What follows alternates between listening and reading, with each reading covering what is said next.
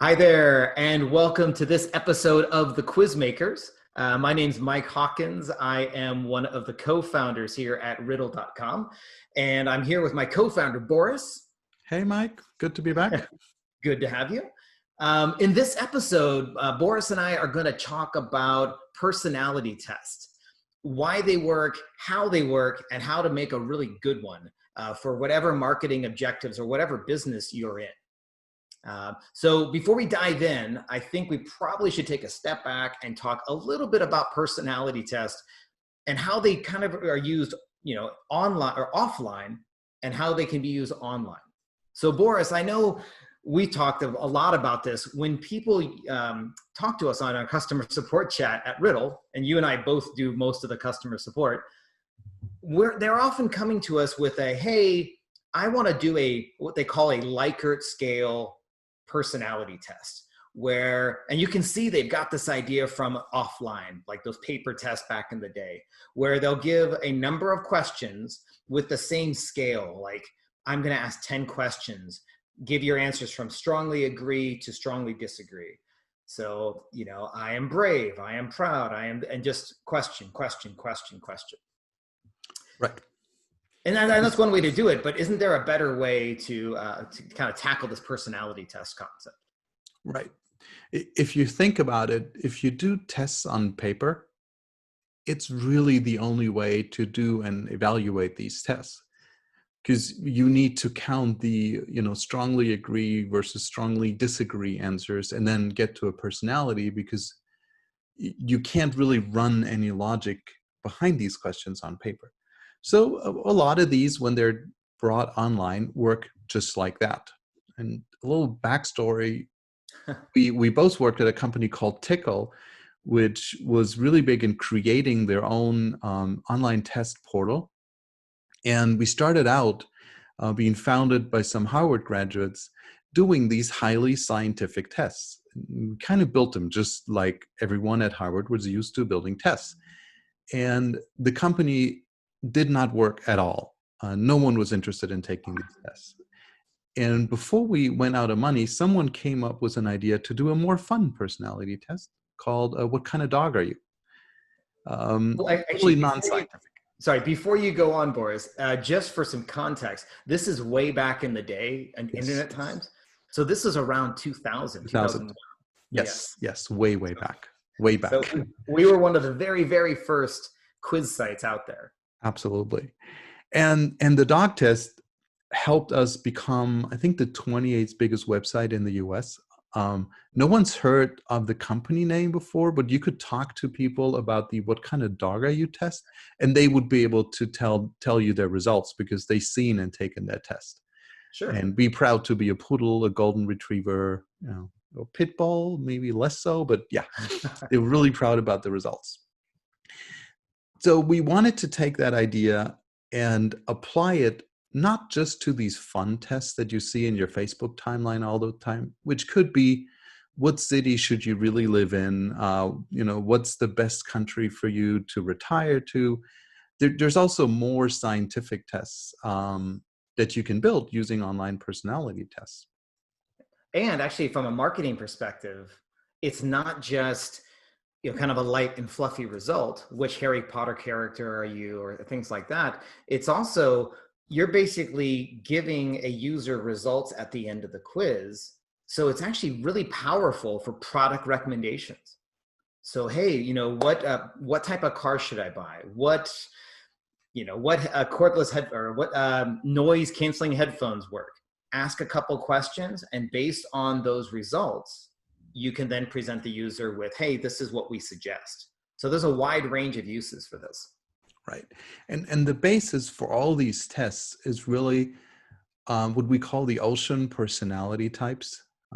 There's just a set of very common personality traits that you can find in people. So ocean is like your openness level, your conscientious level, for example. Are you introverted or extroverted? And you tie these to the results. So let me take the dog test actually as an example, because it works so well. Because if I tell you the dog name, you have a picture in your mind, and tie that back to people. So let's say in that dog test, one of the results would be a basset. And if you can picture a basset hound, it's probably the typical British dog. The long ears, very, very flat dog, so to speak. Very And low to the ground, very right. calm. So if you think about a basset in terms of personality, bassets are laid back, low maintenance, downtime is their favorite activity. They treasure moments when you don't have to do anything, right? So you could now counter that, for example, with like an opposite, a Pekingese, and I hope I'm pronouncing this correctly. Pekingese dogs, they're classy, fashionable, love to be admired. They walk with their head up high. They like to be, they're well-groomed dogs. So completely opposite personality. So these are the personality types. And when you write these tests, you always start out with the personality results. So the way we always did this, and I remember Mike and myself sitting in the room on a whiteboard, charting down personality results that we wanted, and then coming up with traits. Right. So another example would be, let's take something more serious. We do a test for financial institution. Right. So there could be some personality types like what savvy saver would be one, or adventurous investor. Right. Absolutely. Yeah. And you would try to come up, so what would a savvy saver be like in terms of personality? How do we picture that person, right? And we come up with ideas.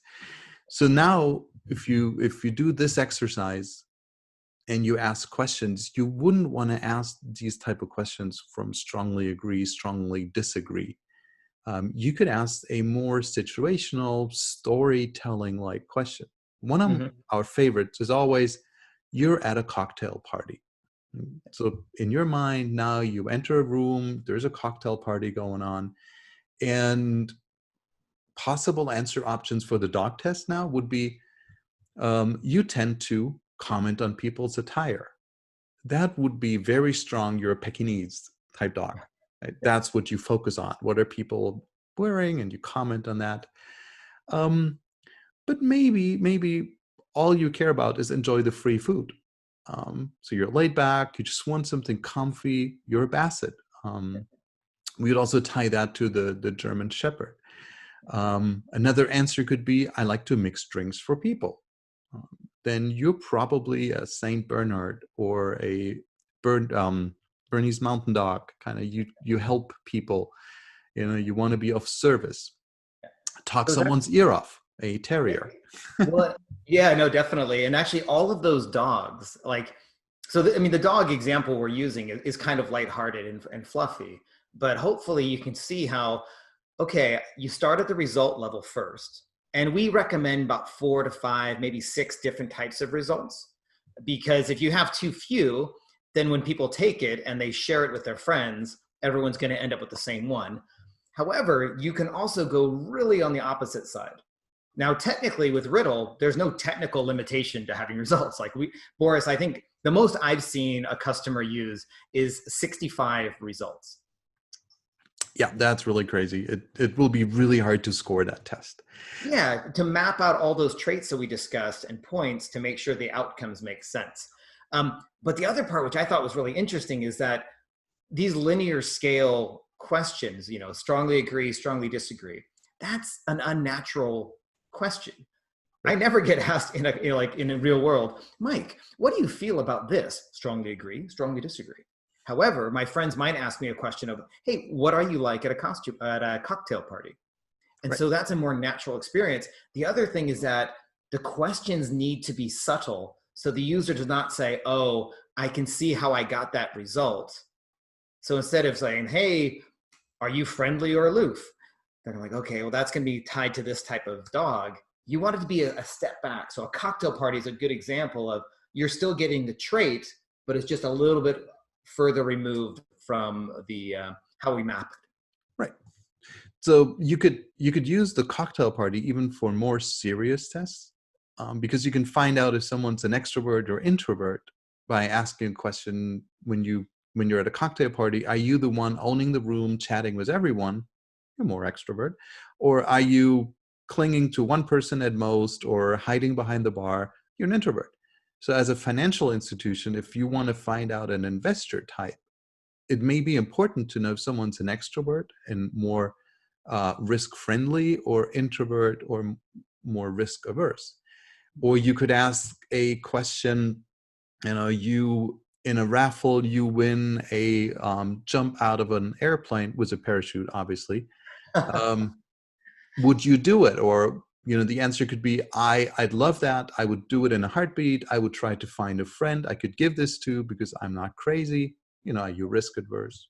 Yeah. Are you risk friendly? So these work a lot better because they're situational. Yeah. And the other thing, people love these tests, right? They actually work even better than quizzes because they tell you something about yourself. Yeah. They are More than just definitely, a quiz. yeah, they're the most viral of all our different types of quizzes and polls and surveys. Personality tests are hands down the most viral. And the hardest to create. And the hardest to create. Not technically. Technically it's quite easy, but mapping out those traits is quite cool. The other thing, which is the other flow. So the actual flow is interesting. You start at the personality result, come up with just the general types. Then you map them. So you're making these questions. Flipping it, completing the loop, is that 50-50 rule we talk about so often, is that you have to spend as much time writing really good result information as the actual questions. So in that dog test, we didn't just say, oh, you're a Pekingese. The reason that dog test was so successful is that each of those had, oh, well, this is Pekingese because you're this, this, and this, and these are positives. Some things you might want to be cautious of. Hey, Pekingese, you love being the center of attention. Don't, overshadow your friends. But hey, and then you end on a positive, but everyone loves Pekingese because. So we spent a lot of time actually writing that copy because that's what completes the loop. Right. And you also, because you're never always right when you do these, try to create answers that you should never say, you must be a Pekingese because you are. Right. Always say you're most likely a Pekingese because there's some things we think you do. Yes. So that's really important because then they work so much better. True. And also it gives you a little bit of an out in case that for some reason the mapping's not quite right. The user says, wait a sec, I'm not that. Oh, well, and if you are very decisive and you're wrong, you lose a bit of credibility. The other thing which I like to do is people love taking these and they'll take it over and over and over again to see what other options are out there. So the dog test, we had people taking it, just wanted to see what combinations got them to a golden shepherd, a Labrador, a sheepdog. So we actually have this feature in Riddle where you can actually show them that. So if you turn on the, I think we call it the extended results, you say, okay, we think you're a Pekingese, but you're also 17% Labrador, 23% Golden Retriever. So people love seeing all the other permutations, which is quite fun. Right. And maybe to end this, if you made it all the way in this podcast to this point, and we love you for it, there's two things we're going to give you for free, actually. One is Mike and I wrote a book on how to create the perfect personality test, where we go into great detail. And we'll give you a link to that book in the show notes. You can just download it. There's no registration or strings attached. We just want you to read it. And we're also going to make that dog test available for free to everyone. So if you sign up on riddle.com, create an account, even a free trial account, there's going to be a template for the personality test that you can just copy. And actually what's really good, so that's good for a lighthearted, but you can also just see how we mapped all the results and ask these questions. So you can easily adapt it and apply it to your own needs. Yeah. And that dog test will probably be one of the most complicated tests in terms of mapping you've seen. And we actually created that with a very good friend, a PhD psychologist in animal psychology, Dr. Russ King, who helped us write this test. So thank you, Russ, for helping us write this awesome test that we can now make available to everyone. So it's really scientifically based. It's not just how should I call it? Fake science, maybe. Or light and fluffy, like puppies. So actually, Boris, we're going to keep, this is actually, because we get so excited and we are serious quiz geeks. We've been doing this for so long. Normally we keep these very short. This has run a little bit longer, but we're going to wrap this up with one question. So you've taken the dog quiz a number of times. What was your result?